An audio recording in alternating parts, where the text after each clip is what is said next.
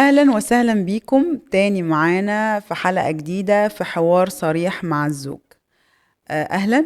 اهلا بيك. بناء على طلبكم الفترة اللي فاتت احنا انتبهنا جدا للكثير من التعليقات والأسئلة، وقلنا ناخد حلقات مميزة جدا من اقتراحاتكم. وكان من أكتر المواضيع اللي مرهقة لسيدات كثيرة هي الزوج الصامت. هل في نوع فعلا اسمه الزوج الصامت؟ احنا معانا رئيس قبيلة، معانا حد ممكن يكون هو مش هنقول 100% بينعت صامت أوي بالصفة يعني. هو طبعا هو معاكم بيتكلم، بس هيقدر يوصف لنا معاناة الزوجة اللي متجوزة الزوج الصامت، والزوج الصامت نفسه هيحكي بقى ايه عن نفسه او عن اصدقائه عادي. فالنهاردة هنتكلم عن الزوج الصامت. هل فعلا هو صامت ولا زوجته بتتكلم كتير؟ فهنسألك كده أول سؤال ونقول لك تفتكر فعلا في حالة اسمها الزوج الصامت، ولا الزوجة بتتكلم كتير فهي مقتنعة يا عيني إن هو صامت؟ طيب، هو مبدئيا كده الستات بتتكلم اكتر من الرجاله من الطفوله، وده شيء طبيعي في فطره الست. تمام. لكن هل في نوع او في اشخاص هم طبيعتهم صامتين؟ بس في انواع للصمت ده، يعني هو مش شرط ان هو بس يكون طبيعته كده. ممكن يكون في حاجه شاغله دماغه، ممكن يكون في حاجه في الشغل هي اللي مخلياه صامت في الفتره دي تقدري تعرفيها على حسب الحاجة. يعني هو طول الوقت معاكي كده؟ هو هل كان من الخطوبة معاكي صامت ولا لا، هو لا؟ بيتكلم كتير في الخطوبة طبعا. تمام. لسه ما يبقى كانتش في يبقى القفص. طبيعته ان هو يقدر يكون متكلم. يبقى امم. حصل حاجة غيرته. ها. تمام.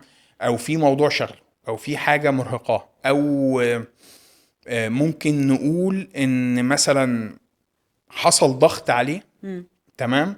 او حصل زي جادجمنت او حكم عليه في طريقة الكلام او في موضوع، او هو بيحكي كان كل مرة بيتوقف بشكل معين. لا انت كان قصدك ايه؟ لا كذا. فلقى ان الكلام بيجيب مشاكل، فقال ايه؟ يقلل احسن ويخلي نفسه واخد باله في التعامل، يتعامل ازاي مع زوجته او حتى مع الناس، بس ده اكتر بيكون مع الزوجة.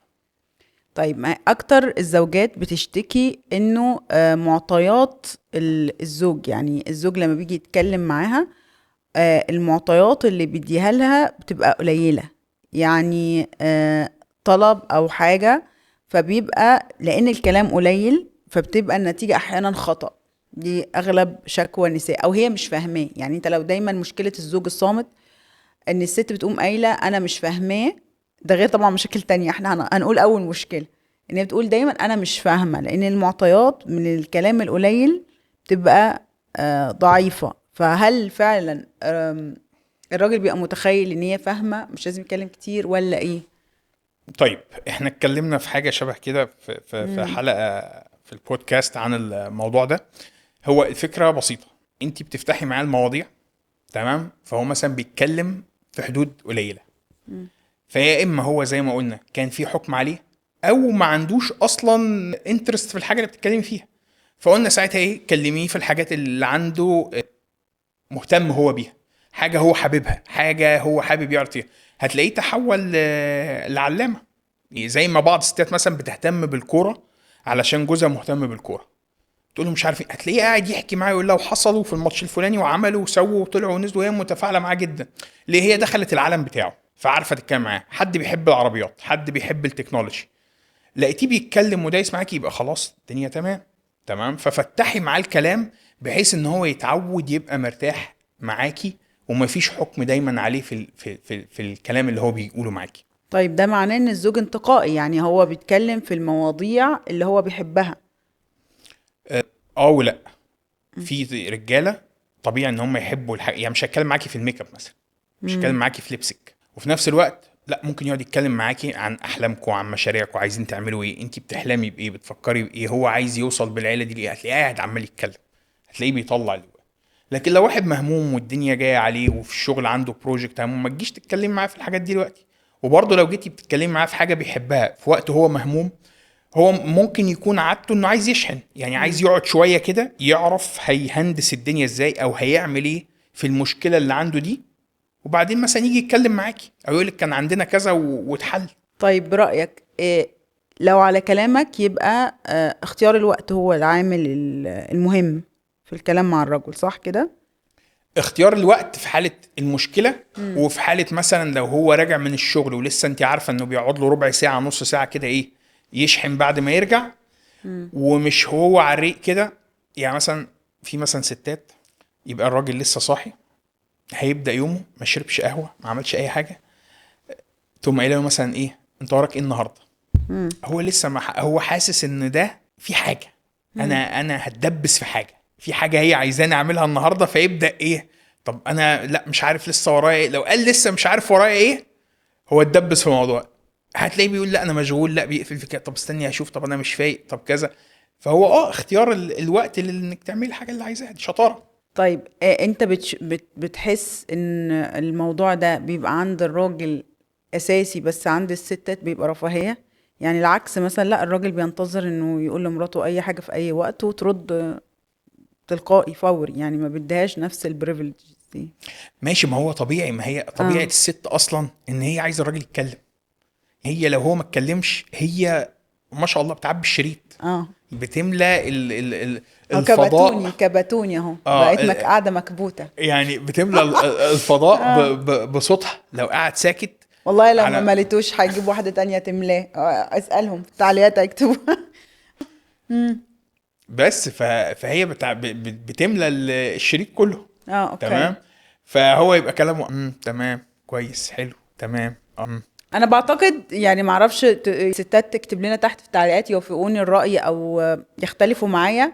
اكتر نقطتين الستات بالنسبة لهم هم بيحبوا يتكلموا او هم فعلا مضطرين يتكلموا فيها: تقييم العلاقة every now and then، دي مأساة. الست بتتوتر كده خصوصا لما الراجل بيعمل افعال مختلفة، فبتبقى عايزة زي توكيدات او كده. والنقطة التانية الاحتياجات، هي برضو الراجل بيتجنب الكلام في ترتيب الحياة، ترتيب البيت، المشاوير، الأكل، العيال. أعتقد يعني هي الست كده عايزة كل يوم تقعد ساعتين تتكلم عن احتياجاتهم اليومية. طيب ما هو ده ساعتين ده كتير في اليوم، يعني هم خلاص احنا عارفين ورانا اليوم ايه. خلص. يعني نكد. عارفين ورانا ايه. اه يعني مثلا عن في ولاد، في تمارين، في شغل، في مشاوير محتاجة تعمل، في زيارة اهلي، خلاص الدنيا معروفة، جدول طب معروف. طب برأيك هنك الست تشتكي لمين؟ تشتكي ربنا. صح. يعني الشكوى إلى الله. هو الشكوى اللي غير الله مذلة. يعني ما تذليش نفسك. هو اول حاجة ان انت تشتكي لجوزك او جوزك يشتكي ليكي. دراما قوي. دي مش يعني لو ده شيء متكرر دي مش حاجة صحية للعلاقة. الأصل إن إحنا مثلا بنلاقي وقت نقعد نتكلم أو نشوف إزاي نحسن علاقتنا. والله أنا كان مضايقني كذا، مش في وقت وأنا متضايق، يعني مش في وقت الخناقة. لقيتي مثلا الراجل الصامت ده سكت مثلا، يعني في رجالة وقت الخناقة مثلا هيسكت مش هيتكلم. تمام، دي طبيعته، ليه؟ عارف ان هو لو اتكلم ممكن يتعصب، ممكن يغلط، ممكن يقول كلام ملوش لازمه، فهي تيجي تقول لا انا عايز اكمل بقى الموضوع النقاش فيه دلوقتي. ده حقيقي. طب هو انقذ اغلب للاسف الجوازه وانقذ الموضوع بان هو اختار دي اخطر صفة على فكرة فعلا في انه السيدات يتكلم والله لما يعني. يبقى جاهز. فالمفروض هي تعدي في الوقت ده. لا استنى بقى. فده ما ينفعش وتروح اه مثلا تشتكي، او مثلا ايه، عارفه ان جوزها ما بيحبش ان مواضيع البيت تطلع بره، وكل شويه يكتشف ان هي حكي لطوب الارض. ما هو ده فمثلا التفريغ بقى، ما هي ما اشتكتلوش هو ما رضاش يسمعها فطلعت. لا هو بص للملأ. انا فاهم ان الست اه لازم تفرغ. تمام. يعني ده طبيعه عندهم. في ناس بتكتب وجوزها بيقفش النوتة، ده الجديد بقى. يعني دي صعبه دي. والله دي بقت الترند ف... دلوقتي. اه فهي الست طبيعتها لازم تفرغ اللي عندها عشان تعرف تعيش. تمام. اوكي. هي الفكره بس تحسن اختيار هي بتفرغ مع مين. تمام. ولازم يتفقوا هم على مساحه، لازم هو يكون متفهم ان هي محتاجه ده وهتحتاج تعمله معاه. بس الفكره انت، يعني في واحده عايزه تشتكي كل يوم وفي اليوم كذا مره. عيد ميلاد، تمام. عيد الحب، طب اي ما هو اعياد، انت ابناء يعني الاعياد. نفس اللي بتنامي فيه بتصحي فيه، واللي بينام فيه بيصحى فيه. طب لو سويت الدنيا عليكي وعليه انتوا استفدتوا ايه؟ يعني اصل هو مش بنشوف مين شقائه اكتر، مش بنشوف مين تعبان اكتر. تحدي مين اللي هو موجوع يعني ما أكتر. خلاص كان كل واحد عاش حياته وعاش في بيته وعاش بعيد وكمل حياته او دنيته، فعلا لو عاش كل واحد قال مزاجه الفيو عالي. بتاعه بقت تمام. ألم فظيع، ف الناس كلها متألمة ما شاء الله. يعني تلاقي هي وهي عايشه مع الراجل اه قاعده تشتكي من الولاد ومش عارف ايه، وبعدين تمام انفصلت بقت سنجل مام. تشتكي طبعا في تمام. الجروبز بقى. بتشتكي ان هي شالت المسؤوليه لوحدها. طب ما انت كان معاكي واحد شاليه الدنيا.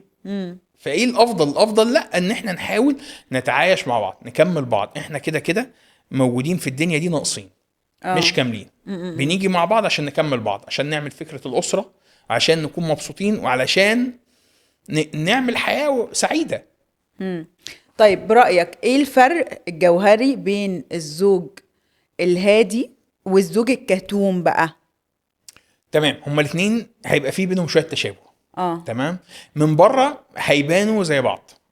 تمام. الزوج الهادي تعرفيه ازاي؟ هو طبيعته هو هادي. اوكي. يعني هادي في اغلب حياته، في وقته الناس تقول عليه ده هادي. هو هادي معاكي ومع غيرك، وهادي مع اصحابه. الزوج الكتوم بقى لا، ده ممكن يكون هو طبيعته مثلا ما بيحبش اسرار معينه يطلعها لاهله او لمراته، فتلاقيه كاتم عليها. عامل فتلاقيه اكس على مثلا حد والباقي تمام. بالظبط. فده الكتوم. بيتكلم كويس قوي مثلا مع اصحابه، وبعدين ما تيجي تتكلمي تلاقي ايه، قطم في الكلام، هو انت ما بشكل بيطلعش شخصي شفت المواضيع. في محيط الناس يعني مجتمع الرجال مختلف، يعني انا لو اتسألت مثلا انا اعرف صراحة شخصيات الستات متعددة جدا، ففي مجتمع الرجال فعلا بيبان الهادي من الكتوم، يعني كرجالة بيعرفوا بياخدوا بالهم. انت في مجتمع الرجاله انا ما فيش حكم عليه. يعني هو لو اتكلم او سكت انا هيفرق معايا ايه؟ بيبان لما بيجي يرد على زوجته مثلا كذا، يعني بيبان من انا مجتمع هركز معاه الرجال. ليه؟ يعني احنا بنركز. احنا الستات بتعمل لا كل ست الرجاله بتبقى مش عارفة كل، لا يعني لا، احنا بنركز. اغلب الرجاله الطبيعيين ما ما بيركزوش. بيحكموش على بعض حياتهم الشخصية. لا خالص. المفروض الراجل مكتمل الرجوله الناجح في حياته والناجح في اسرته ده حتى ما بيتكلم مع الناس هو مش مستني ان يحكموا عليه او هو يحكم على الناس. هو مرتاح في جلده. بس اعتقد للاسف الشديد في الابديتس الجديده، يعني ده من اللي جالي في بعض الاستشارات، انه بعض الرجال للاسف اللي اكتسبت صفات انثويه من كتر مثلا بقاء مع ما انا اول اناث. حاجه قلتها ايه؟ اه مكتمل الرجوله مرتاح بداوا في جلده. بداوا يبقوا ايه زي الستات كده، يعني يقعد ويفكر. يعني انا فعلا بحس الصفات دي صفات انثويه شويه. ما طبيعي. الرجاله او الستات عندهم صفات من يتدخل الاثنين. مش عارفه ايه، تمام. في طبعا بتظهر ناس. على حسب البيئه اللي هو طالع فيها بالظبط. والمسؤوليات والحاجات اللي بيتعرض لها في التربيه. تمام. طبيعه الراجل هو مروق، طالع المفروض واثق في نفسه، متربي كويس، حياته تمام. ده الطبيعي وده بقى نادر. يعني احنا في مجتمع دلوقتي ان للاسف الطبيعي بقى نادر. فاحنا قاعدين بنتكلم دلوقتي في بيسكس. في بديهيات. اه البديهيات او الكومن سنس بقت حاجه الناس تطلع تتكلم فيها في بودكاست. يعني اللي احنا طالعين بنتكلم فيه ما هم ده بيستغربوا، هو اللي فعلا الناس ألف ما بقتش ب. عارفه، ما بقتش عارفه. وتلاقي في الناس في والله الكومنتات بتتكلم اللي هو لا ده ما فيش كده، لا. فانت بقيت مضطر دلوقتي نرجع. بدل ما تطلع تتكلم في المواضيع الصعبة او المواضيع الشائكة، انت طالع ترجع الناس تقول لهم يا جماعة اتجوزوا الاصل كان كده، الاصل الراجل بيعمل كده، والاصل الست بتعمل كده. الاصل الراجل فيه القوامة، والاصل الست بتدلع ودلوعة اللي هي فطرتها. فاحنا راجعين بنعرف للناس تاني يا جماعة فطرة الراجل كذا وفطرة الست كذا، الراجل بيحب كذا والست بتحب كذا. فتيجي تلاقي ناس مثلا في التعليقات بتتكلم تقول لك انت اللي بتتكلم فيه ده، ما كلنا عارفين الكلام ده. لا انزل بص في بقية التعليقات والناس، في ناس ده حقيقي. ما هو مرتش بالحياة فعلا دي. جاي من انهي بلد، جاي من انهي ايدج جروب كذا، بيختلف تمام. فدي المشكله في حته مثلا زي موضوع النهارده ده، الزوج الصامت والتعامل معاه في ستات فعلا الموضوع بيبقى مجننها، متضايقه، مش عارفه تتعامل معاه ازاي. وهو من جوه مش عايز مثلا يبقى صامت، عايز يتواصل مع واحده بشكل معين، كان بيحلم بواحده معينه او تتواصل معاه بشكل معين. كل لما يجي يتواصل معاها ما شاء الله تديله حكم، تديله حاجه في جنبه تخليه يتكتم سنتين قدام. طيب وحل المشكله ده بيبقى ايه بوجهه نظرك؟ حل المشكله اول حاجه زي ما قلناها قبل كده في بودكاست، نقلل سقف التوقعات. نحاول نرجع للاصول، نحاول نرجع للبديهيات. الرجاله بتحب ايه والستات بتحب ايه. الراجل لو ساكت دي مش حاجه وحشه، دي طبيعته، بس ممكن تتكلمي معاه، وهو اصلا بيحب ان انت تتكلمي معاه، بس في مواضيع تهمه او في مواضيع مشتركه بينكم، تمام. ما تكلموهوش كتير في مواضيع نسائيه. لكن برضو نرجع نقول للرجاله تاني، لازم الستات تتكلم معاكوا في مواضيعهم النسائيه، بس من ناحيه ان انت مثلا تدعمها.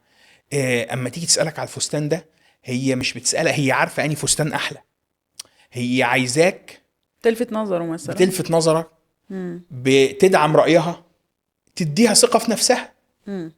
ما هي مش هتمشي تفرج رجاله تانية على لبسها او على مفاتنها. هي عايزه منك كلمه، هي عايزاك انت، لان انت المصدر الحلال بتاعها، ان هي يتم دعمها ويتقال لها. يعني حتى لو ست جت بتشتكي مثلا والراجل كتوم او كده، المفروض الراجل ممكن بكلمه واحده يعمل لها ضبط لدماغها كلها. بس خلينا نكون فير يعني بصراحة او عادلين. انا اعتقد مهارة الكلام الحلو لا هي من اللي بيجيلي هي نادرة شوية في الرجالة. يعني يمكن انا بحس ان هم دلوقتي بيحاولوا يعوضوا ده، سواء مثلا بلمسة، بهدية، بضحكة. مش كاظم الساهر يعني، فكرة الكلام الحلو صعب. ما هو انا مش محتاج عشان اطلع كلام حلو ابقى كاظم الساهر. اه تمام. كاظم الساهر على كل الغنى اللي بيغنيه ده، اما جه قبل شفت كده الموضوع. اتسأل.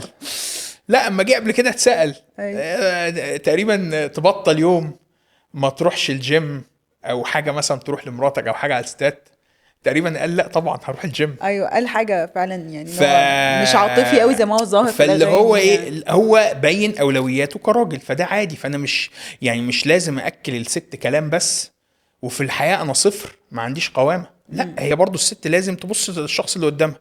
والله الراجل هيبقى قوام وبيصرف وشايل البيت ومركز جدا معاكي، تمام، هيبقى عنده تفاصيل تانية فيها نقص. بيستنوا يعني عارف مثلا هقول لك يعني مثلا فستان اوكي، هو انا شايفه ان الراجل يقول جميل قوي، حلو عليكي ما شاء الله جميل مثلا. لا هم مش مستنيين كده. هو ازاي كده ولونه حلو على بشرتك ماشي، وتناسق ومنور، ماشي. يعني هي ممكن في رجاله صاحبتها بقى هتعرف تعي ده، في رجاله اه ممكن مش من اول سنه جواز، وفي رجاله عندهم فطره طب هيعي ازاي؟ التعامل مع الستات.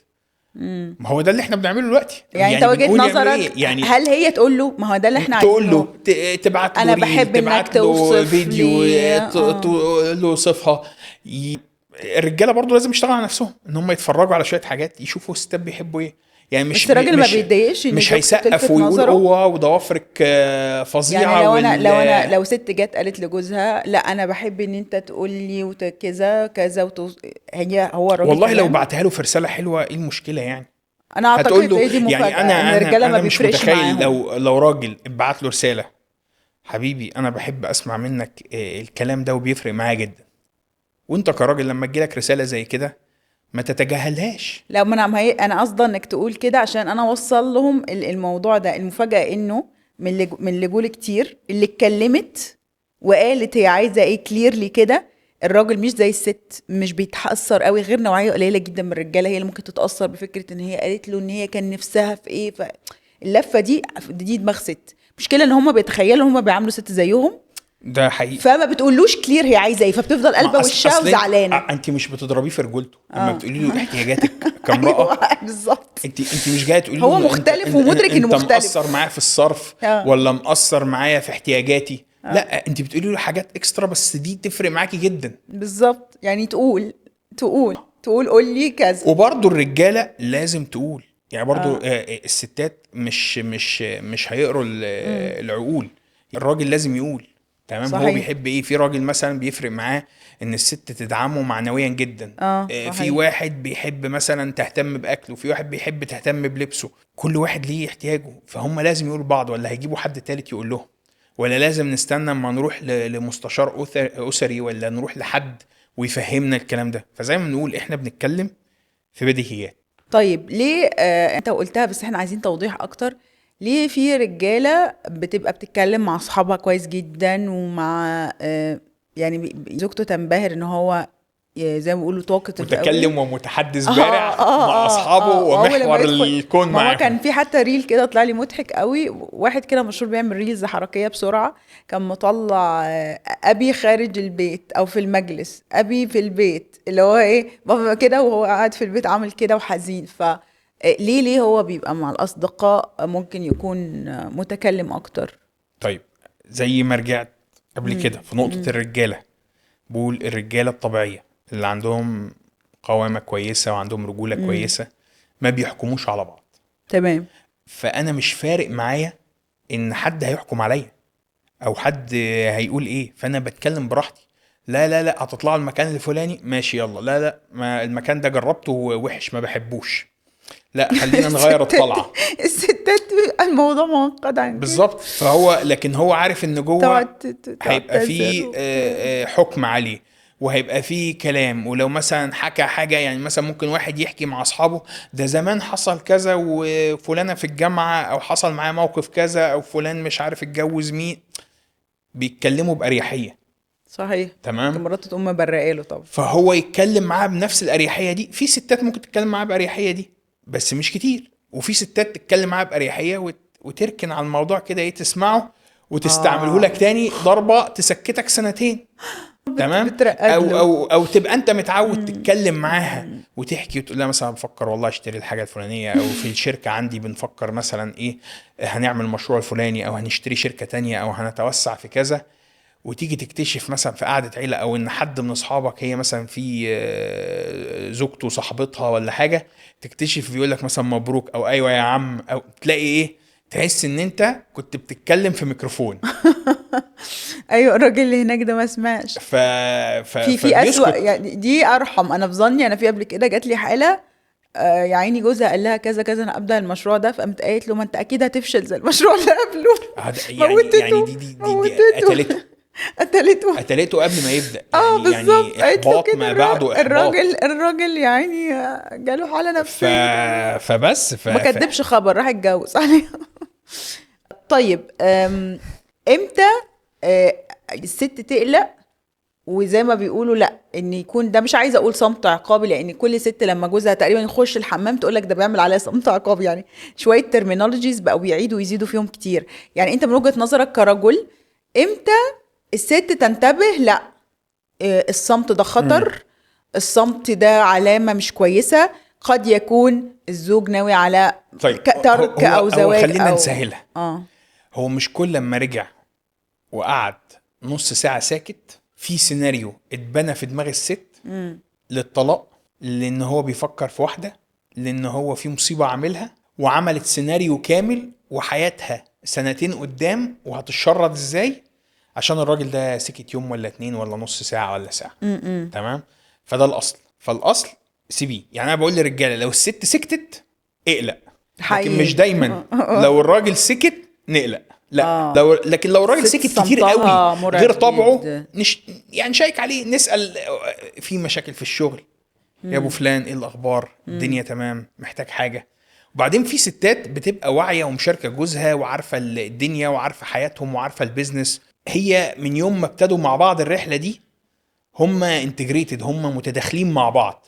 لكن في نفس الوقت في ناس ما بيبقاش عندهم اصلا التداخل ده، هو كل واحد في دنيته. واحد مثلا اتجوز وهو مكون حياته كبير وفرق السن بينه وبين زوجته كبير، فبيكون هو خلاص بيتكلم معاها في مواضيع معينة في الأسرة في كذا، فهي مش عارفة جزء كبير عن حياته، فطبيعي في جزء هيبقى ساكت عنها.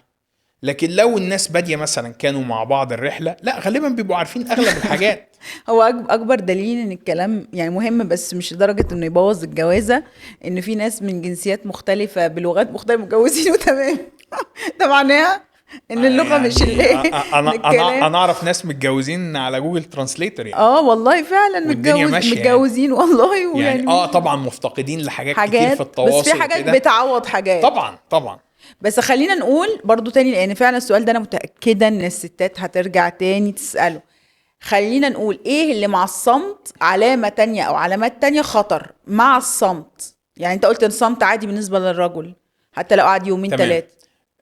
اول حاجة ما يبقاش دايما ان السؤال بتاع مالك او انت ساكت ليه، تمام، لان ده لوحده هيخليه يسكت زيادة. لا، نفتح مواضيع، نتكلم، نحاول نغير المود، نطلع مكان، ناكل حاجة، نعمل طب أكلة لو بنحبها عملت كل سوا. ده وفضل صامت، انا بتكلم على حتة. خلاص بقى اعرفي ان في مثلا حاجة شغالة الفترة دي. يعني مثلا نقول مثلا انه لو الصمت مع تجنب، او ان الرجل مثلا يعني ما يروح هو ينام في اوضه ممكن تانية، تمام. ينام في لا غرفه لا، ده تانية ده ده احسن. ده موضوع مختلف خالص. اه. احنا كده ما بقيناش ما بنتكلم هو في لا، الزوج ما هو انت، الصامت. لا، ما انا هحكي لك ما بقى، بقيناش هم بنتكلم بيسموه الصمت ما هو ده العقابي مش ما هو صمت الستات. عقابي، ده مش ان انا اروح ابات في اوضه تانية. يعني ده كده يعني لا، هجر في كنوع من المضاجع انواع يعني. الردع. يعني انا، ما هي ماشي، ما دي ده قصه معناها ان في حاجه غلط، هي غالبا خطوات. عارفه يعني. لو حاجه، لو وصلنا للمرحله دي يبقى في حاجه حصلت. يبقى نقول ولو صمت ما فيش مع حاجه حصلت، اختلاف حاجه تانية. طبعا في حاجه حصلت. اه. لكن لو جينا من الباب كده حصل حاجه زي دي، لا يعني لازم تتكلمي معاه تراجعيه، يا اما عنده مشكله كبيره جدا شغلاه في الشغل، يا اما في حاجه حصلت منك من قبل كده وهو خلاص واخد قرارات معينه وناوي على حاجه. وانت برايك الراجل ما بيرجعش لما بياخد قرارات؟ لا لا، ممكن يرجع عادي. اوكي. طيب لو في موقف زي ده، انت مع ان الزوجة تروح تكسر الصمت ده بكلام، ولا تلجأ لأهله مثلا؟ لان دي جات لي كتير لا صراحة. طبعا، اللجوء للاهل ده في حالات خاصه جدا. اوكي. انتوا الاصل كل مشاكلكم بتعملوها يعني بتصلحوا اموركم مع بعض.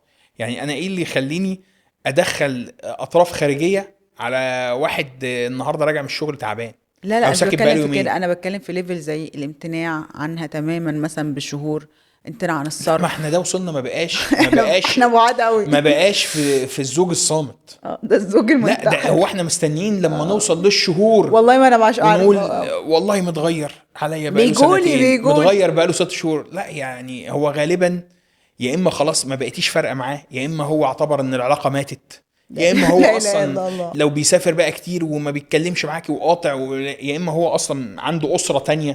تمام. تمام، وانت نايمه في العسل ما هو ده اللي انا واوريدي بقوله لهم. متقبله ولاغيه الفكره من ده ومش عايزه تواجهيها، فخلاص كملي بقى ايه يعني من الاخر زي ما الراجل انت بيحب مكمله. إيه اللي هي سبحان الله فعلا زي الحديث اللي هي ايه، اللي هي يعني انا مش فاكره الصيغه، بتقوم رايحه زي اكنها مصالحاه. يعني هو بيحب المراه الودوده اللي هي تيجي تكسر الصمت بنعومه او بدلع او يعني اي راجل، كخلافات، او بقى يعني ابسط كحزين حاجه، بقى ابسط اي حاجه. مشكله عنده بقى. الست عارفه ان الراجل مثلا عنده شويه ايه، اللي هو ايه كرامته عاليه شويه، تمام، عزيزه عليه ما ده كان زمان بقى، دلوقتي ف نديها قتله المجتمع. بالعكس والله، يعني انا بشوف كتير لما بيبقى ايه، يعني الراجل بيعز الست لما بتكبره، والله هي المفروض بتكبر في صراحه. عينه جدا. لما تيجي مثلا تقول له مش ايه مش ما هتمارس السلوك ده يعني مع ألف إنسان، هو ما زوجك بس. تزعلش، ما تزعلش مثلا، يعني اه. حتى لو هي ما تعرفش هو زعلان من ايه، لو انا مزعلك في حاجه ما تزعلش. تمام. اه. وانا مثلا عاملك الاكل دي كذا كريمة او مش مختار هنام، دي. او مش هنام مثلا غير لو تصالحنا. دي ستات بتحس جاي من المسلسل بس تمانينات. ايه المشكله يعني؟ ايه كرامتك اتجرحت؟ متي؟ هتقول لك لا، ما هو ممكن يرد عليا رد وحش. ده نسبة يعني أقل من 1% من الرجال ممكن هي تعمل ده. الطريقة، بص يعني. ولو عملت ده هو غالبا هيبقى حاسس بالتأنيب وهيجي بعدها يكلمك. يعني في رجالة يعمل نفسه بالظبط، كده، هيعمل نفسه تمام، هيجي لا مش يصالحك. عارف ايه، بس جواه انت كبرتي، لا، مش لازم وبعدين يعملها دلوقتي. الطريقة يعني، هو مشكلة ستات بتروح ايه جرى ايه يعني، ما حصلش حاجة ادي لا، ده لما تروح تصالحه هي تبقى وما تلاقيش ايه. النتيجة اللي مستنياها. لا لا، هي بتبقى عايزه تعمل ايه، هي عايزه تصالحه بس بتتكلم بطريقه اللي هو لو هو ما تصالحش يبقى هي ما نزلتش قوي، او هي ما قللتش نفسها، فهي دايما ما الطريقه دي ما هو بتجيبش ما هو نتيجه. معلش نرجع تاني والله لمشكلة صعب تانية. قوي هي ما نديه. نزلتش قوي. تمام. نديه والله. انت ما الندية دي أسوأ حاجة في قتلانه العلاقات. قتلانه اه. تمام. هي ما نزلتش قوي، وما شاء الله مراخيرها واخداها وطايره بيها صاروخ ارض جو لفوق. كملي بقى طيران كده ايه واطلعي بره كوكب الارض. تمام. وشوفي لك بقى مكان تاني، يعني عايشه ليه مع راجل. تمام. اصل هو ده هو رب الاسره. اوكي. هي بتقول بقى هو ليه ما واللي يجيش هو قامه. ما هي مشكله انه احيانا الشيطان بقى بيدخل. يعني هو الشيطان بيدخل بقى في شكل صمت من الطرفين. ساعات على فكره الست بتخش في صمت، يعني انت حتى قلت ان صمت المراه اخطر. مهم. فهو ساعات بيخش بين الطرفين، بيبقى كل واحد. انا شايفه، انا وجهة نظري الست المبادره يعني بالعكس هي صفه انثويه، يعني هي مش فكره تقليلا منها. ان هي هي معلش. كياته، مش هما طيب. بيقولوا كياته كياته، خلينا خديها طيب كياته. حته كويسه انت قلتيها دلوقتي. تمام. هي امتى الست هتبقى مرتاحه في انوثتها؟ تمام. علشان تبقى مكبره الراجل فتروح تصالحه وفارق معاه انه ما يزعلش. لما يبقى هو اصلا راجل. الست بطبيعتها جزء من انوثتها ايه؟ انها بتخضع للراجل، وكلمه مش عيب. ماشي، بس هي لو ما احنا بقى مش عارفين هي انوثتها متزنه ولا هو رجولته ما هو متزنه، خليني ما بس، احنا ما هي الموضوع ما ضرب. هي احنا يعني بنقول الكلام ده للستات وللرجاله بالظبط. عشان يختبروا نفسهم. لو انت الراجل ده كبير في عينك، فانت اصلا بتحبي ان حتى لو قالك لا واتضايقتي شويه بس مبسوطه وحاسه ان انت محميه، ان الراجل ده هو القوام عليك، هو ده القائد بتاعك. ففي نفس الوقت هو لو زعل، انت من انوثتك مرتاحه في انوثتك وطاقتك الانثويه سليمه، فطبيعي ان انت بتخضعي له. وعشان نكون منصفين على الناحيه التانيه، لو الراجل ضعيف او مش قوي كفايه انه يحمل اسره، او مش كبير كفايه في عين الست دي وهي شايفاه شخص كويس راجل مالي عينها، ما هي مش هتخضع لك، مش هتكون تابع ليك. هي الست تابع ليك، ده مش غلط، بس هي تابع ليك وبتبني معاك الاسره دي وبتبني لك اسرتك وبتحمي بيتك وبتعمل حاجات كتيره جدا. وفي نفس الوقت الراجل اللي قوامته عاليه او رجولته عاليه بيقدر ده، وبيقدر خضوع الست وبيحبها اكتر، وبيخلي مكانتها عنده اعلى حد في الدنيا. ولو سمع ان حد جاب سيرة ولا جه عليها في كلمة من بعيد، ما يتحملش عليها الهوى، يطيره، وما يجيبش سيرتها حتى لو في يوم اختلف معاها ولا حصل حاجة، ولا يذكرها بأي حاجة غلط. هما مرة عملوا لقاء، جابوا رجالة وستات في الشارع وعملوا معاهم زي مذيع يا عيني، بيسأل الرجالة، قعدوا يقول لهم ايه، ايه رأيك في زوجك؟ مش عارفة ايه. كل الرجالة سبحان الله الغريب انه في الاغلب ما ذموش، يعني قال لك كذا. الستات طلعت عريضة، الراجل بيتكلم على مراته احسن ما الست بتتكلم. هو والله حاجة غريبة شوية. لان اول حاجة عاطفية اكتر، مش عارفة يعني والله. ممكن هي الست بتحب تعبر وبتحب زي ما هي مثلا ايه، زي شايلة ما شوية. بنتكلم ان هي شايله او هي بتخضع للزوج، بتبقى حاسه عايزه تحس ان هي الطرف الضعيف فانتوا جايين عليا. تمام. يعني هو برضو ايه، دي في حته التلف في حته الانوثه ساعات ان هو ايه، انا مجبره. لا، الضحية، دور انت الضحية ضحيه. قاتل بقى لا وبيأكدوه. ده مش جزء من طاقتك الانثويه انك تكوني ضحيه. ده مش جزء من مش جزء من انوثتك. تمام. في فرق بين ان انا يعني في ست بتبقى قويه وعندها بيزنس وناجحه ودكتوره وبتعمل عمليات وفارق معاها جوزها، ولو قال لها بكره ما تحرق لهمش بقى البودكاست الجاي. ولو قال لها بكره مثلا لا ده احنا هنسافر ولا انا شغلي اتغير ولا حاجه، تقول له معاك، هو حد عندها واسرتها حاجه عندها. هل دي حقيقي. ست قليله ولا ست ناقصه؟ لا والله طبعا. هو يعني اسألوا، انا دايما بقول للستات ما مش لازم تخوضي تجربة حزينة جدا عشان تقدري نتائج.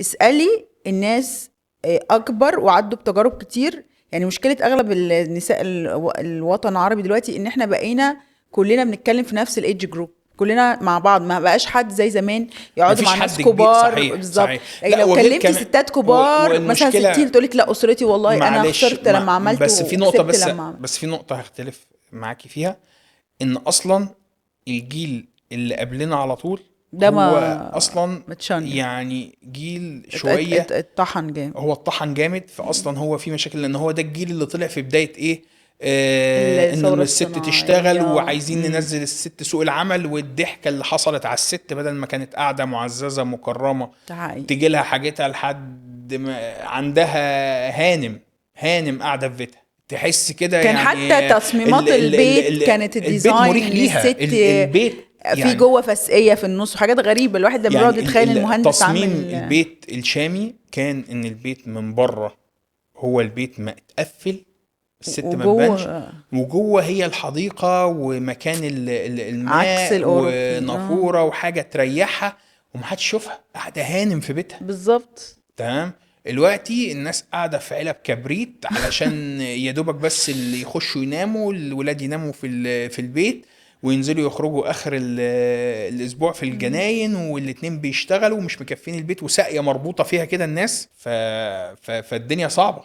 حقيقي. فبرضه زي ما بتقولي ناخد من نصايح الجيل اللي قبلها، بس هو برضه ما في اغلب الجيل اللي قبلنا في امهات وفي اباء يقول لك البنت ملهاش سلاحها تعليمها، سلاحها شغلها، سلاحها الفلوس اللي بتاخدها. المشكلة بالظبط انه في مين اللي احيانا قال؟ مين اللي قال؟ تدخل كتير.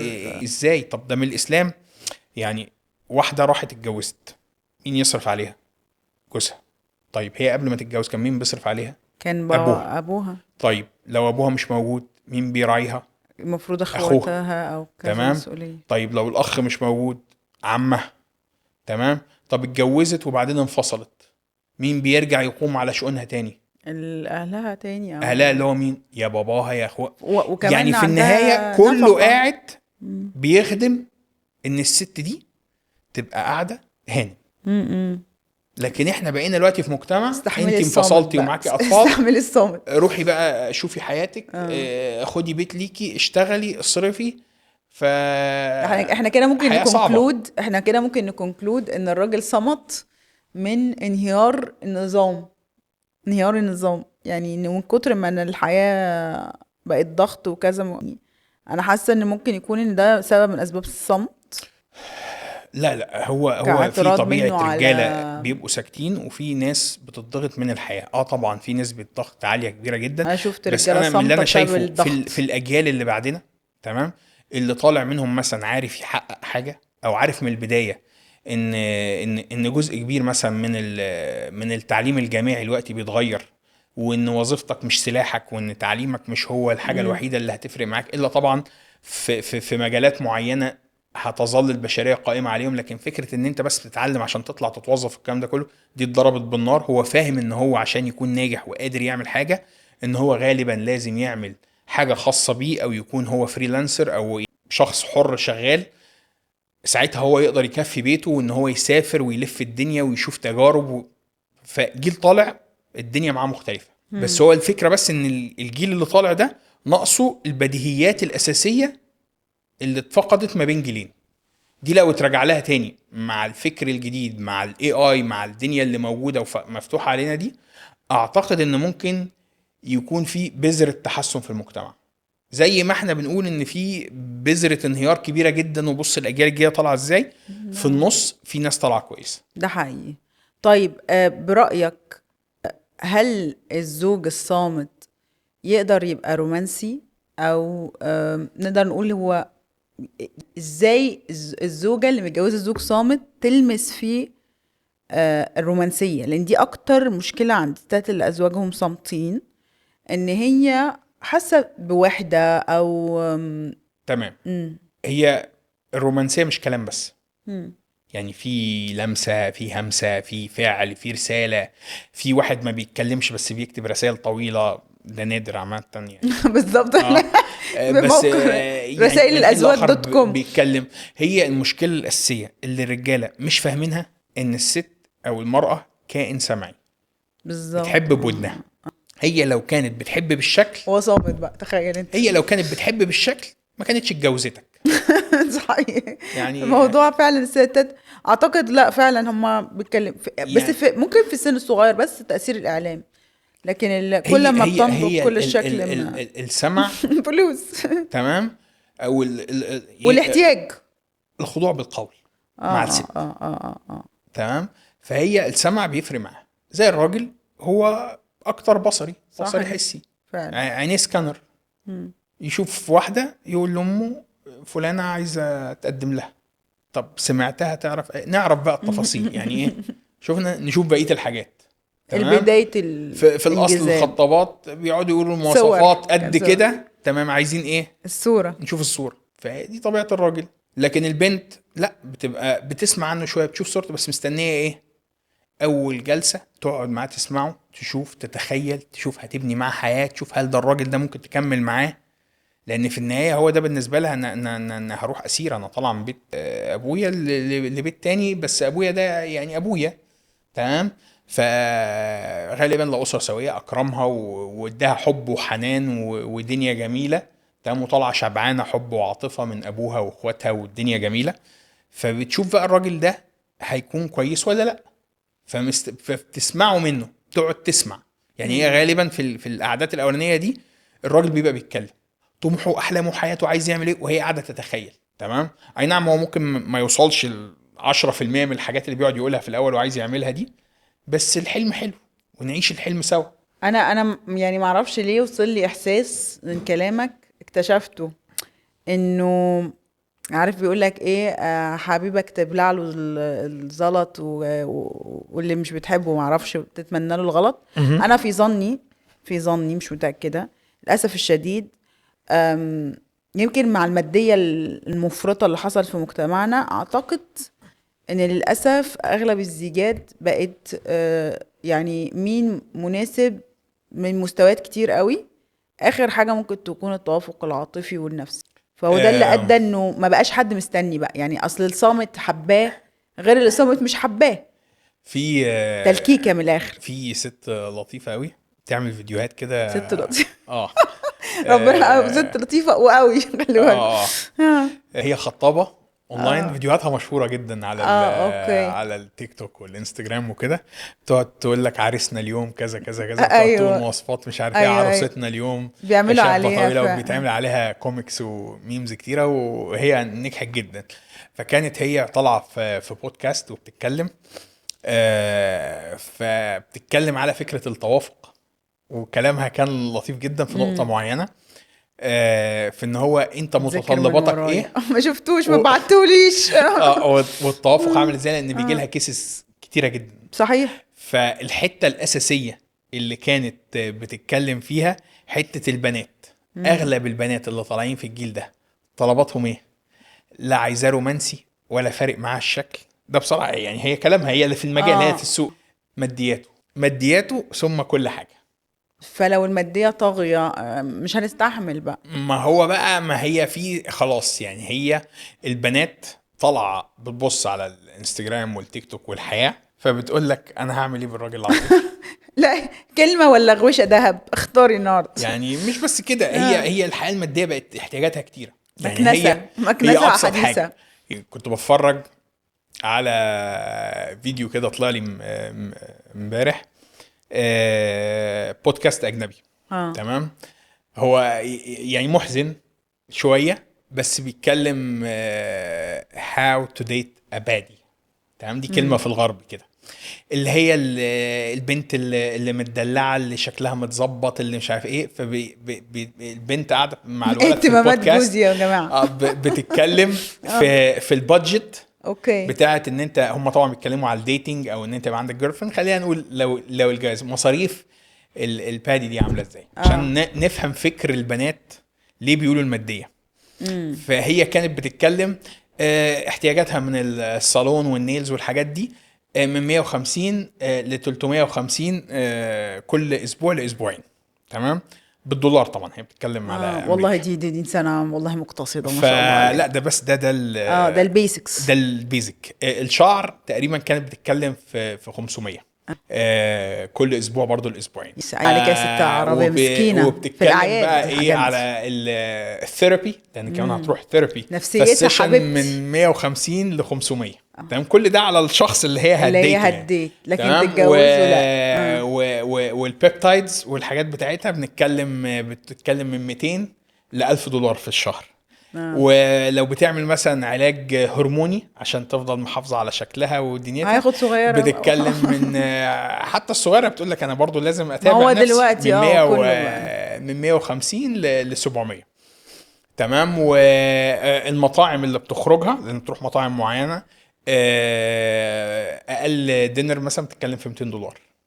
شارب راكب، هي عايزة كام؟ فهي بتتكلم ان في السنة مصاريفها كبادي، يعني عشان تديتهر او تديت بنت زيها. ده لسه كانت بتتكلم في البوتكس والفيلر والصيانات طبعا. والعمليات والحاجات دي كلها والوش، اديته الحاجات كلها. فبتتكلم في متوسط 100,000 دولار في السنة. اوكي. تمام. فانا مش متخيل يعني ده في الغرب طبعا. تمام.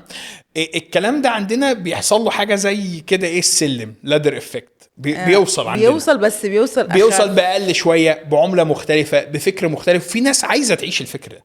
يعني في ناس في بلادنا طبعا عايزين بقوا يعيشوا الفكر ده، انا جات لي يتعاملوا فيه. كتير استشارات كانت صريحه، قالت لي انا قلت فخلينا له نقول انا ان واحده عايشني عايزه في بادجت ليفل كذا وبصرف مينتننس او كذا. صيانات او تظبيط او عشان تحافظ على شكلها بالرقم ده. فطبيعي ان هي بتدور على شخص تتجوزه تدور على حاجه معينه.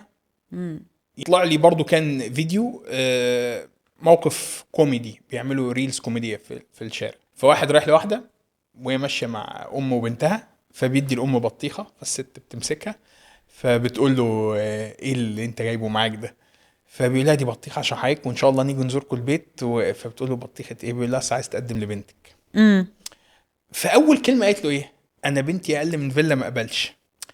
ماشي، مش مختلف معاكي اختيارك، بس انت مثلا خلينا نقول بنتك عندها 18 سنه او 20 سنه، ليه اقل من فيلا ما تقبليش؟ يعني انت طلعتي في دماغ البنت كده، يعني هي بيعه وشروه. اوكي. يعني انت حسمتي ان هم الراجل هل اللي هم، جاي وده ده، السؤال برضو، هل هم طب عايشين في خلاص فيلا؟ يعني دي نقطة تانية. يعني يعني حتى هي الست الخطابة دي كانت بتتكلم، ما تقول لها انا عايزاه رياضي وعايزاه وهي معضل مش كده. وعايزاه كذا، تقول لها طب ابعتي لي صورتك تشوف صورتها، تقول لها والله مش هيبص لك، يعني المعضل ده هيبص هل لك بقى ليه؟ فعلا الناس تمام. لازم تفوق طبعا. ان هو لازم يعني كل مانجنج حد، الاكسبكتيشنز ان احنا نتلاقى دي، ده مهم. ولو بقت ولو الاهتمامات احسننا الاختيار على ماديه؟ فكره هيقلل مشاكل فكره الزوج الصامت، لان في ممكن اتنين يتجوزوا بعض هم هاديين ومبسوطين بهدوءهم، لكن واحده اكتف قوي وعايزه واحد اكتف معاها ما تظبطش مع الصامت. لكن واحده اكتف قوي فعايزه الشخص اللي معاها مستمع. مستمع وصامت، هتتبسط جدا معاه. ده حقيقي يعني. ليه؟ مش هيفضل فاهم. يقطعها ويرد ما عندها صاحبتها. وده برضو من الحلول على فكرة، ان انت تعمل يعني زي ما بيقولوا دايرة تانية تحتويكي. وده دايما انا بنصح بيه البنات، اللي هو انت بتتكلمي في حاجات اصلا مفيش راجل طبيعي يتحملها. يعني انا جات لي ستات قلت لها حبيبتي انت ما شاء الله اللهم بارك انا مش عارفه ارد. فانت ده مفيش رجل في الدنيا يتحمل ده. صحيح، انت لازم عندها عندك دايره انرجي ثقه. اكبر بكتير، انت محتاجه تروح حاجه خيريه، محتاجه لازم. عندك طاقه كلام وعطاء.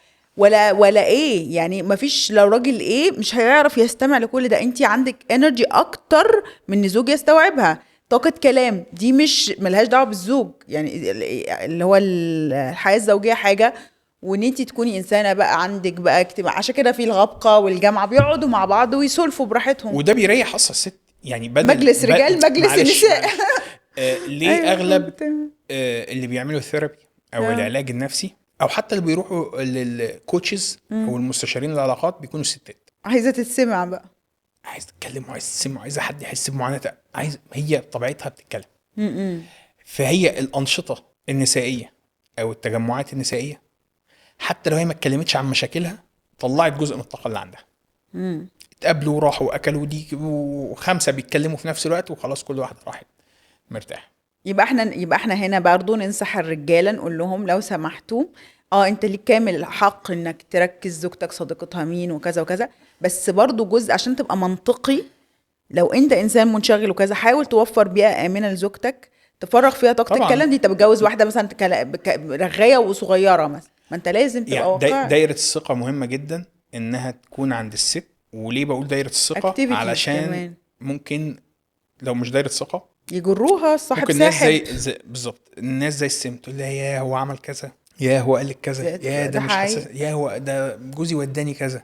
مثلا جوزها يبقى رهيب، الستات بتكذب على بعض بيكذبوا. كمان، دي مفاجاه. تمام. وهي تبقى غيرانه مثلا ان جوزك مثلا تقول شخص لها بسيط خدني وبتتبسطوا وعملني مع بعض. ولا خدها ولا. ف اكتشفت الاكتشاف ده، اتصدمت صراحه. فهي دي الفكره. فهي دايره الثقه مين العقله اللي في المجموعه بتاعتك.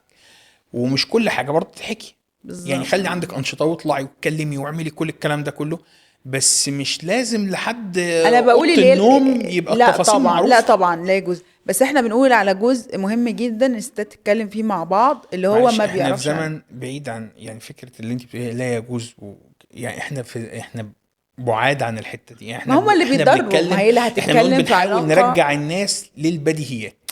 ماشي، بس هم تمام. هي بتبقى مش اللي في مصادر صح مش قصدي للتعلم، حاجه، هم بيبقوا مش اللي متخيلين ان هي كده موقف هتتعلم. الشباب او مش اللي موقف الناس دلوقتي ان هو ده يجوز ولا ما يجوز.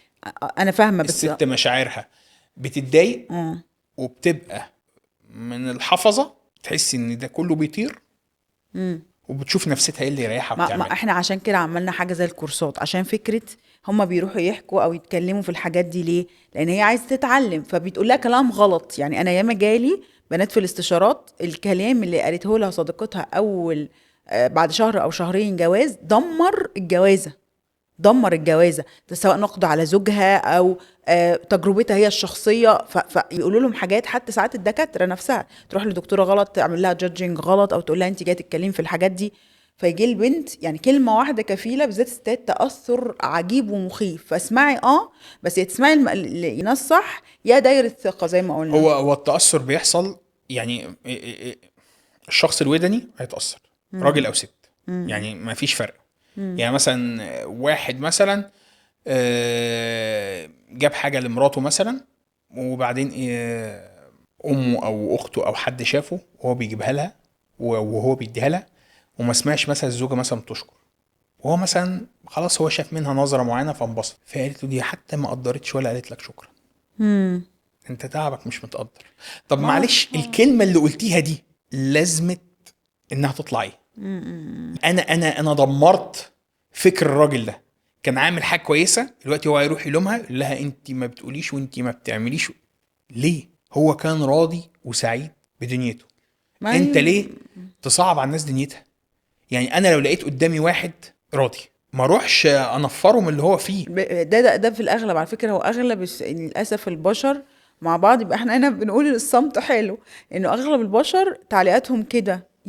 هو بس انا شفت واحده بتقول لواحده كده، قالت لها هو جايب لك ده بس يعني عايزه اقول لها هو ده مش هو ده قليل. يعني انا كان اعتراضي، كنت عايزه اقول لها هو ده قليل. يعني هما بيقعدوا يقولوا لبعض كده، سواء بقى يعني الغيره صراحه. انا ده تعريفي، مجتمع النساء غيور جدا، وهم ستات اول ناس وعشان هيدخلوا في كده التعليقات. رجعنا قلنا عشان كده دايره قلنا الثقه اللي بتحكي فيها واللي بتتكلمي مش فيها اي عامله حد ازاي. ومش فتتكلمي حاجه كومن احسن. يعني نحتفظ زي ما بنقول لاسرارنا الشخصيه، لانه النفوس مش سويه للاسف طبعا الشديد. ومش وفي اي مصادر، يعني انت ومش اي عندك حد مصيبه مع يدخل بيتك جوزك، ويتفرج ويشوف ما حياتكم تيجي ويشوف دنيتكم استشاري. انت ليه ويشوف. بتروحي يعني تحكي حاجات خاصة كده وهم بيقيسوا على نفسهم؟ هي اغلب مشكلة الحاجات الشخصية ان البشر بيقيسوا على نفسها، كل واحد بيدي تجربة شخصية واحدة. وانت مش مقياس. بالظبط. يعني ده زي اللي يجي يقول لك ايه، والله انا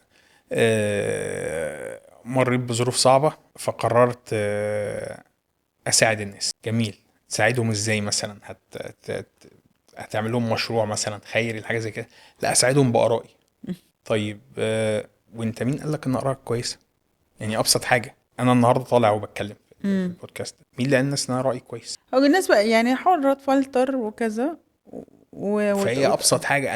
انا بقول للناس دلوقتي، لان بصراحة احنا في زمن ميكروفونات البودكاست دي، يعني المفروض تبقى مع البطايق كده ايه بتصريح، لانها بقت كتير جدا. ومع الاي اي زادت زيادة، كل من عنده حاجة قعد بقى خبير، جاب ميكروفون وقعد يتكلم وقعد والله يحكي بقى مع انا الناس. بحس الهيستوري بتاع الشخص مدى تجاربه وقد ايه هو انت تثق فيه. يعني انا بحس قد ايه هو صادق من او يعني هل هو وليد دلوقتي ولا زي ما بيقولوا اوريجينال. انا ده بقيت لا مقتنعه لا، انا البشر قصدي في اوريجينال وفي فيك كمان انا زي قصدي ان الماركات. انت تحكم عقلك شوية، يعني تتساءل. تمام، مش كل حاجة انت بتسمعها هي صح، مش كل بالظبط. حاجة، في فلتر حاجات فلتر. فلتر. ومش لازم كل الكلام اللي خلي احنا عندك بنقوله حق. موافق لينا. ليه؟ لان زي ما بنقول احنا كان في بديهيات مجتمع. لو لقيت اللي بيتقال او بتسمعه في بودكاست بعيد عن البديهيات والفطرة الطبيعية بتاعت البشر، تمام، ما تقيسهاش على فطرتك انت بس. بالظبط، لان هم ليه؟ لان انت بيسمعونا ممكن تبقى وهيسمعوا غيرنا. طالع يعني في مختلف. راجل وست تانيين قاعدين في دولة تانية في كلام تاني، ممكن ناس تانيين قاعدين يتكلموا دلوقتي فعلا. يعني الناس كل يوم بمفهوم جديد. بالظبط. ففي رعب يعني. فهي دي الفكره، ان الناس تشغل دماغها في اي حاجه بتسمعها، سواء اونلاين او في اي حته، او حتى من البودكاست ده. انت اسال نفسك ايه الكلام ده اللي انا ممكن استفيد بيه. تمام، ما يبقاش دايما الحاجه بتسمعها بتقول ان حياتي متدمره، او مثلا حد زي ما كنت بتقولي كده يقول لك يا هو ده بس. انت مين عشان تقولي ده مش هو بس؟ ده كتير اه وشكرا ليه. بالظبط. دايما بقول لما حد محدش يجي يحزن نفس الشخص لما على حد حاجته، يجي يوحش يبوظ حاجه لك. حلوه في عينك، دي مش حاجة ما صح. تسمحلوش. بالظبط. وحتى لو ست شايفه نفسها حلوه وجوزها ما ادهاش الكلمه دي، مش ده يكسر منها او تبقى دايما فاقده ثقتها. لا لا، تحاول تشتغل على نفسها، بس ما تبقاش هي مثلا ما بتهتمش بنظافه شخصيه ولا بتغسل سنانها وعايزاه يشوفها اجمل واحده وياخدني كده بالظبط، زي ما انا. بالظبط. لا، ما ابقاش انا باذل صفر مجهود هو يبقى يقبلني الصح كده. الانسان فعلا يعني زي ما بيقولوا يشتغل على حاله، ويبقى زي ما بيقولوا مرتاح في جلده لحاله، وفي الحاله دي هتبقى علاقته امنه، زي ما بيقولوا بالظبط. علاقه امنه، ما تبقاش لعلاقه متوتره او تجنبيه. يعني احنا من الاخر على فكره يا جماعه، هو كل اللي احنا بنحكي فيه ده، انتوا لو حبيتوا يعني تفهموا اكتر عن الزوج الصامت، انا انصحكم بكتاب اتاتشد، هو بيشرح جزء كبير من ده. هي في بعد كمان ليه علاقه بنفسيه الانسان، ان هو بياخد جنب ولا بيلزق. ما هو عادة للأسف الست الرجل لا، الصامت ونقطة انصاف بيبقى تانية، احنا تجنبي، قعدنا نتكلم على والست الراجل الصامت anxious. والست تفهمه ازاي، والست تبذل مجهود وتتعب ازاي. في طيب المرأة المتوترة اللي هي خايفة، هي العكس الصامت، لا اللي هي طول الوقت عايزاه الابسط من جنبها كده. خلينا وبتلزق بس فيه. نيجي شويه ايه. الرجاله، انت طبيعتك ما بتحبش الرغي او ما بتحبش وجع الدماغ. متجوز واحدة رغالي متجوز واحده رغايه ليه؟ ما مستفزين. من البدايه في الخطوبه انت شفتها حلوه لحست عقلك، ما هو بيفرح كملت بقى، ما انا هقول لك فرحت. انت نمت، انت صحيت، ما انا شفت النموذج ده. يعني لا انا في لا بنات هم بيبقوا اوريدي بقى بيمارسوا ده معايا، يعني انا بتخيل جوزها مش عارفه ايه الحاح الرعب ده، انا متخيله هي بتبقى عسوله في الاول، هو بيبقوا كيري جدا وسو سويت، ما هو فبيبقى ما هو ده لسه في حتى دايما تمام. بيتريقوا يقولوا انا شفتها قدامي ايام الجامعه. كلبوبات ايه ده؟ طيب تمام، طمنيني عديت الشارع. ايه طمنيني عديت الشارع؟ ما هي كانت بتعدي الشارع قبل ما تقابلك. ايوه. تمام، يعني الشارع ده هي بقى الرومانسيه قاتله، فبتبقى دي كيوت، وهو عشان صامت فهو هي مبهره. بالظبط. فانت بس شوف، فكر كده قدام، هل الشخصيه اللي قدامك دي ايوه. لو كملت زي ما هي. ولما تغضب، دي نقطه مهمه جدا، طبعا. الشخص ده في غضبه، يعني خلي بالك العسوله لما بتبقى بتغضب العسل بيطير، والرومانسي يعني ما هو والعاطفي هيختلف، والعصبي في دايما تو سايدز، يعني الحاجه الاكستريم حلوه معاه اكستريم حاجه وحشه، عشان الواحد يبقى بس ده اكيد ده اكيد. وطبعا هي دي غريبه شويه، تمام، بس لازم في فترات البدايه يكون في شويه افتعال مشاكل. بالظبط. بس مش مشاكل تؤدي لان الجواز يبوظ. انا بحس انهم طالعين في الخطوبة، الفضاء مش لا. بيتجوزوا. الفرحه دي لازم يبان ان احنا اما اختلفنا بنختلف ازاي. اه، مش نحاول نبعد عن الخلافات، لا، احنا في فتره البدايه نحاول نشوف الخلافات بالظبط، ويبان تعاملنا اتكلموا فيها في حاجات ازاي، مختلفة. واسرنا نتعامل فيها ازاي. ولو لقينا ان احنا مفيش ارض مشتركه، يعني هتقعدوا 10 سنين مفيش موقف هتختلفوا هيبقى فيه فيه كتير. يعني ما لازم يشوفوا الاختلاف اخره ايه. على فكره الناس بتختلف، طبعا. يعني احنا لازم نقول لهم الحقيقه المره، خناقات يوميا، يعني بس بتعدوها برقي. ازاي؟ لا برقي. ولازم انت في اوقات كراجل من رجولتك وقوامتك ان انت هتفوت. بالظبط، والست لكن انت مش عشان برضو راجل وقوام وقوي في بيتك والكلام ده كله، انت ما ترفعش صوتك، انت ما تكلمنيش كده ليه يا عم؟ ليه؟ طب انت راجل دورتك الهرمونيه يوميه، تصحى الصبح نشيط والتستوستيرون ماني جسمك وصاحي نشيط، وتيجي على اخر يوم مظلم وطافي عايز تنام. هي بتعاني شهر في دورتها الهرمونيه، عندها 17 ايام مش طايقه لا تشوفك. مسافره، هم 17 يوم كويسين يعني و10 ايام ضايعه، يعني لا عايزه تشوفك ولا عايزه تشوف العيال ولا عايزه تشوف حد ولا عايزه تشوف تقريبا دنيتها نص ودنيتها الشهر. سودة. مسكينه تمام. الست. فانت لازم تتفاهم ده، ما تجيش في الوقت ده وتبهدل لها الدنيا. ولو انتوا كملتوا السنين كلها مع بعض وخلاص هي وصلت بقى ايه مراحل كبيره في السن ولا حاجه، هي ما بتبقاش شايفاك زي زمان. هي بتبقى اغلب الوقت بقى في كتير منهم بيبقى شايفينك زي ال10 ايام الصعبين دول. هو حرام. بيتنفس. بص الحته دي صعبه قوي، بس انا بحس الحمد لله ان احنا في عصر، ودي مفاجاه. يعني انا انصح كل مرأة بالذات في بدايه البري مونوبوزل او المونوبوزل نفسه، وان شاء الله ممكن نخصص لها لايف كامل، بودكاست كامل، ان هي بقى تلجأ للعلاجات، لانه الحمد لله زي ما العصر ده فيه ضغوط فيه مميزات. انا شايفه ما ينفعش تاخد نص العصر. خد طبعاً. العصر كامل، خد والله، في ادويه، في بيبتايدز، في هرمونات، الكلام ده دلوقتي بصراحه بقى يعني هم كانوا الناس اللي ما زمان كانوش بيخوفوا الناس من العلاج الهرموني والحاجات دي ان هي هتجيب لك سرطان. تمام.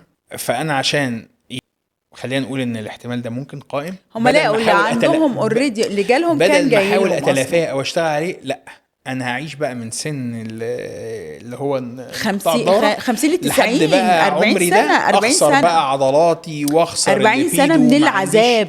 اي رغبة، وشايفة الراجل ده يعني ما لو هو لو انت اتنفس فاكرة مضايقني وعيش عيشة زفت. للأسف والله يا جماعة، يعني نصيحة، احنا يعني الموضوع ده احنا قاتلينه بحثا ان شاء الله، يعني نوعدكم نتكلم عنه يوما ما.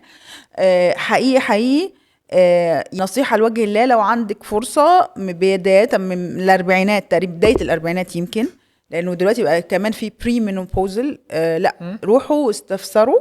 حتى الرجال على فكرة صحيح. برضو بيبدأ عندهم نقص تستوستيرون يعني تقريبا، وحسب الحالات. الناس كلها بدأت تهتم بده، لأنه مش بس فكرة جسم وعلاقة حميمة وكذا، لا، هو الموضوع ليه الدماغ بعد كمان نفسي، طبعا. والدماغ الدماغ بتروح. الدماغ فان شاء الله نوعدكم. ساعدنا كثيرا، احنا اثبتنا النهارده ان مفيش زوج صامت، انت بس تتكلمي معاه وتحاوروا طلعوا الكلام، طلعوا الكلام من هيتكلم، الشط. وتطرقنا لحاجات كتير. مستنيين طبعا تعليقاتكم، وهنسيب لكم الروابط كلها تحت وكل حاجه، وهنستنى دايما ارائكم في البودكاست الجاي نتكلم في ايه. ونلقاكم على خير دايما. مع ان شاء السلامه. الله. مع شكرا. السلامه. مع السلامه.